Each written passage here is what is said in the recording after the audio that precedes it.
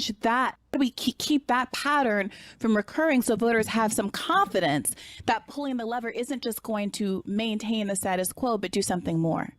So, and she defines what the status quo is by saying she wants more. Right. More what? Women should watch more sports? I'm with you. Women should watch more sports. I say we put together one of those chairs from the Clockwork Orange and make them watch them. Problem solved. what you're saying is, in order to get my voice heard, what I will do is help put into office a candidate who is dedicated to destroying the prospects for human life on Earth. Oh my God, a moment of silence. Did you guys miss that part of Trump's campaign promise where he said, I will destroy? People have been telling me that I am the very best at destroying all human life on the planet. The prospect of human life. It's even worse. The prospect of human life. Not only will human life be annihilated, just the mere prospect of coming back will be destroyed. But what's so interesting about this conversation is that she never denies that claim. She's just, dude, she's like, Grandpa had too much Metamucil today. Come on, he's drunk. Now, see, I think that's the big disagreement. So you think that she doesn't believe, I think she does believe that, but she doesn't care. We'd have to dig in. Maybe she believes it. I don't know. I feel like they just give lip service to all this stuff. They're not worried about climate change. By racing towards environmental catastrophe. You hear Sitch over there Googling. Sitch is like, I'm going to find out. I'm going to find out. I'm going to find out. She's the head of the climate change. She's an ambassador to the Climate Change Accord.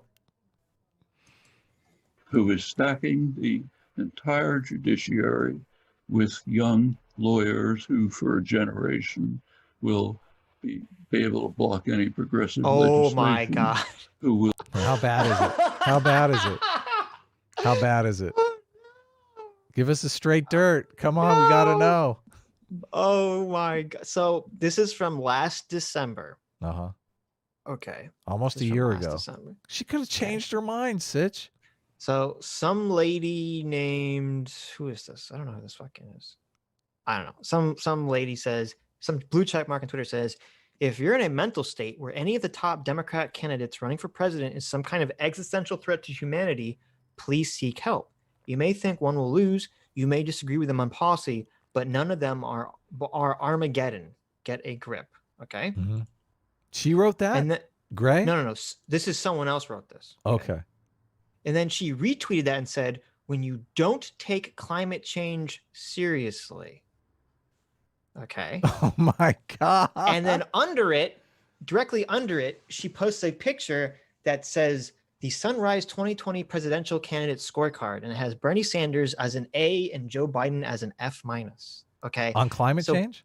Yes. Really? So in December of 2019, this lady who's now speaking to Noam Chomsky is saying that climate change is an existential threat that will bring Armageddon to the world, and that Joe Biden is just not strong enough on the environment.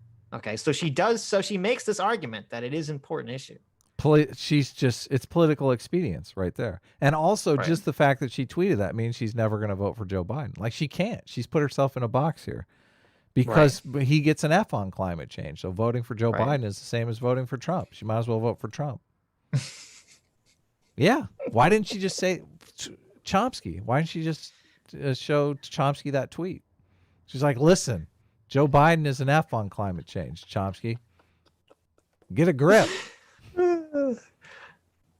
Will continue to dismantle the arms control regime, which is somewhat protecting us from nuclear war. I can go on and on. I will do. Yeah, I don't get that. So he's saying Trump is dismantling something that's like Trump is going to get us into a nuclear war. It sounds like he's saying Trump is not a neocon, so I don't know. I don't know what he's talking about there. That because that'll help me get my voice heard. No, I'm sorry, it won't.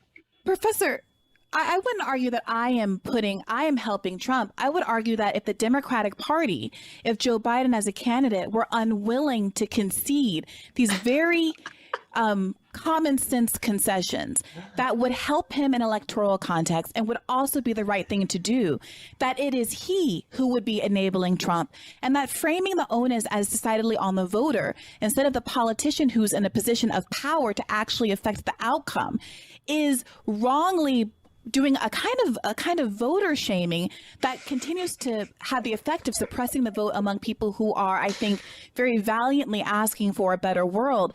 And yes, using there's so much going on. How is she here. wrong? How is she wrong, sis? She's 100% wrong. Everything she said is wrong. There's so much going on here. Okay, so first of all, she's operating under the classic leftist lens of everything in the world has to be viewed through power. Okay. Joe Biden. Well, that part's bullshit. Yeah, definitely. Are these, the powerful, and the people voting for them are the powerless. And so therefore, it's opposite, but so therefore the Joe Biden and the DNC have like the power to oppress the individual voter. So how dare you blame the oppressed Noam Chomsky? That's what she's saying. Okay. And then on top of that, again, this goes back to her she's operating under fake conspiratorial information because she keeps framing this incorrectly, and Chomsky never counters this. And I don't know if he doesn't care. I don't know if he doesn't know. I don't know if he agrees with her, but she keeps saying, oh, the overwhelming American people agree with the most far leftist Green New Deal and environmental changes, which is a lie. It's a total fucking lie. They don't. Yeah, that's why Biden scores an F, because Biden knows they disagree. Right. And that conforms with the polling where people don't care that much about climate change. Biden is like, I need votes. I'm out there for votes, and people aren't voting for this. So fuck off. Right. And that's why Bernie's coming That's around why saying Bernie lost. Yeah, that's why Bernie, exactly. That's why Bernie lost. This is what I hate. These fucking people are they're so stupid. Okay. Because they're like simultaneously like, every American agrees with Bernie Sanders' platform, yet he fucking got blown the fuck out during the primaries. I don't know what the fuck you're talking about, lady. Like, and then she's like, well, that's because, the institutions of power just trick people into voting against their own interests. Yeah, it's hypnosis. The media. Yes, they trick everyone. It's like, okay, well. It's weird because they're simultaneously making the argument that people are smart enough to agree with them and know what are the important issues, but then stupid enough to vote against their interests. Yeah, they're making these like counter arguments here. Yeah, it is delusional what they're saying, but she is making the argument, though, and this is where I say she's right, is she's making the argument that politics is transactional and that you should be trying to get something out of your candidates. And if your candidates are not willing to give you that something, then you need to find other candidates, or it's a negotiation.